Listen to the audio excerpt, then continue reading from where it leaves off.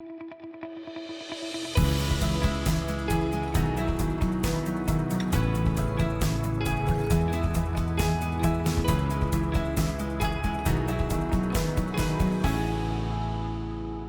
and welcome to Carlos and Lisa. I'm Lisa Remillard. And I'm Carlos Amezcua. Welcome to our program. It's nice to have you with us. All right, here we go.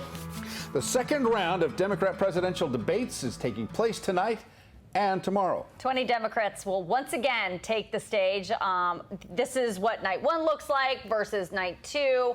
On night two, we are going to see so-called rematch of Vice President Joe Biden and Senator Kamala Harris. They will be back up against each other again. Are their gloves going to come off? We will have to watch and see. We are expecting, of course, action-packed nights of policy debates, revelations, and in some cases, some charged confrontations. I never think you'd ever say policy would be anything interesting at all about policy. It's like, I think it's it's interesting to me, but maybe because I'm a political nerd. Yeah, you got to be a wonk to enjoy policy. But anyway, Vice President Joe Biden and California Senator Kamala Harris again will face off in the same group once again, as we said.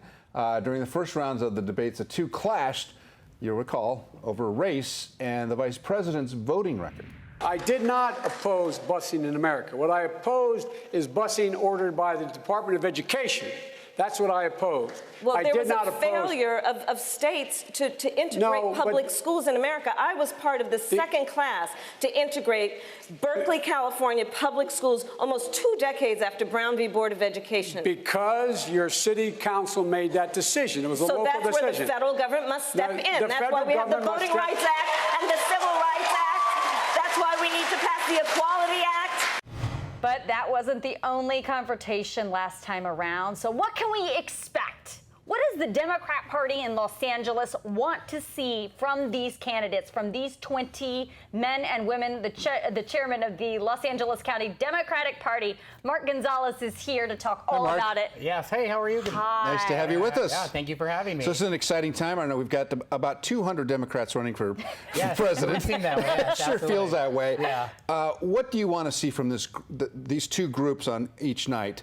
What do you expect from each night? I feel like it's a 2-night series of Survivor. We're just waiting to see who's going to be eliminated in this round. So I think we're just looking to see what candidates can actually stay in the race. We've only had one who's dropped out, and then someone else is in. So we have 2 nights, 10 candidates each night, and I think that's going to be a night of going after each other to see who can stay into the race and who can get more donors and stay for the next round in September. You know, we talked about this because Carlos and I did a whole live show during the last debate, and we were there watching it live, and it struck us that at what point does the Democrat Party start to whittle it down? I mean, and how valuable is it to have so many people in the race right now where your message gets real muddled? Well, I think the top issues are obviously climate change, healthcare, taxes, making sure that we get Trump out, which is the big deal here. So I think that's the overall message, given those issues as well. But we've ought to be able to make sure that we speak to what issues are not just affecting California, but the rest of the nation, which is what's so crucial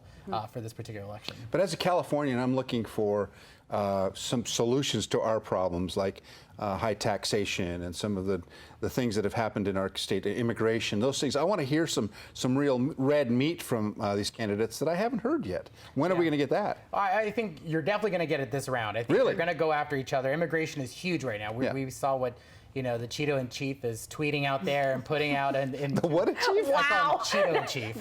Oh, because of his orange hair? Yes. Gotcha. Okay. I wasn't sure what that was referring to. My line, but yeah, I think we want to see what they're going to say about immigration is a top priority. We're not of the mantra of building the wall, and here in California, we're right next to Mexico, and that's our priority. I think we want to hear that from these candidates about how they're going to be able to protect U.S. citizens as well as those who are seeking to come to America. But Mark, do you feel like this game of Survivor, as you're calling it right now, do you think that hurts the party in any way, that you're not uniformly behind one particular candidate right now? No, not yet. I think we have to consider a couple of things here. One is California, for the first time, is a Super Tuesday state. Our primary is in March, so we're moved up. So we matter a little bit more. We matter more, yeah. I think our ballots go out before the Iowa and New Hampshire caucuses, so that's huge for us in California to play that crucial role in this election. So they're not taking it for granted. We also get the most number of national delegates to the Democratic National Convention. So that's also a factor in how these how these candidates are coming to California for the delegates. But I think that it's about solidifying a plan, making sure that we're all on the same message, and getting the right candidate to take out Trump. But isn't that hard when there's 20 people talking to all consolidate? Yeah, well, they're all fighting for a soundbite, I think is Right. what it is. But Yeah. they've all got the same message that the Democratic Party and our values is what should be elected come the 2020 election. So I'm hearing from the last debate that just hating Donald Trump or just running against the fact that people dislike Donald Trump is not enough of a platform for the Democrats to win. And Donald Trump is basically saying, this is a no contest. I'm going to win this no matter who they put against me. Well, that's what he did in 2016. He was very confident in that. He stuck to one message. And I think, what the party was doing, or what we did, and what I've told folks, is that we were so good at speaking to people in the room that we forgot about people in their living room. And I think that this particular election, we are now revamping the way that we are speaking to folks and staying on message. And he's just doing one-liners.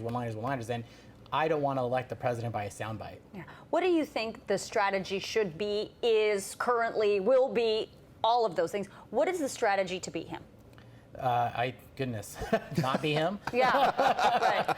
I think it's just unifying our party and getting that message across about those particular issues, like I said, having a universal understanding about healthcare, about climate change that is real, and taxation on the rich and other issues. Let's talk about the split in the Democratic Party, because we saw this kind of with the Republicans when they had the Tea Party situation, right? Yeah. So you've got the squad. That's quote unquote the squad, the radical left, and then you have the base that's kind of the core of the Democrat Party, and they're kind of splitting apart. Who's going to be the glue that puts them back together? Is it Ocasio-Cortez or is it Nancy Pelosi? Who's going to win that fight? I think Nancy Pelosi will win that. I think. Look, why? I'm sorry. Why? Because she's Nancy Pelosi. Okay. Look, I think she's been around. She knows how it is, and she started off just like AOC in this race. And I think that we can't fight against each other. We're Democrats, and that's the part where we need to unify to go forward. Is we can't let that internal party happen and be a distraction. And Trump is capitalizing on it because he knows, look, I'm electable. Let them fight it out. They're fighting with each other. I'm the adult in the room, whereas they're the kids.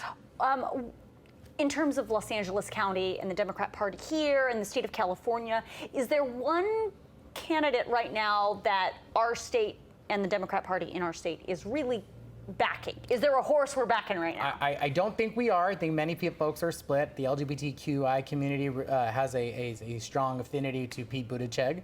You've also got our own U.S. Senator Kamala Harris. I mean, folks know her. She's up and down the state. She was our attorney general. She's done very well. She's always in California. She's got a base here of supporters, and she's strong here. And Joe Biden does come out here a lot as well. There are folks who know him, who've been around, who've been active. So it's a matter of figuring out what everyone is supporting those same individuals. I think we're walking a careful line because we don't want to attack them either. I think it's interesting to watch how quiet President Obama has been through this whole process. Yeah. I don't think he's going to come out for anybody until they pick somebody. And then if I'm Joe Biden, I'm wondering, why isn't my buddy helping me out? I mean, what's the political dynamite there?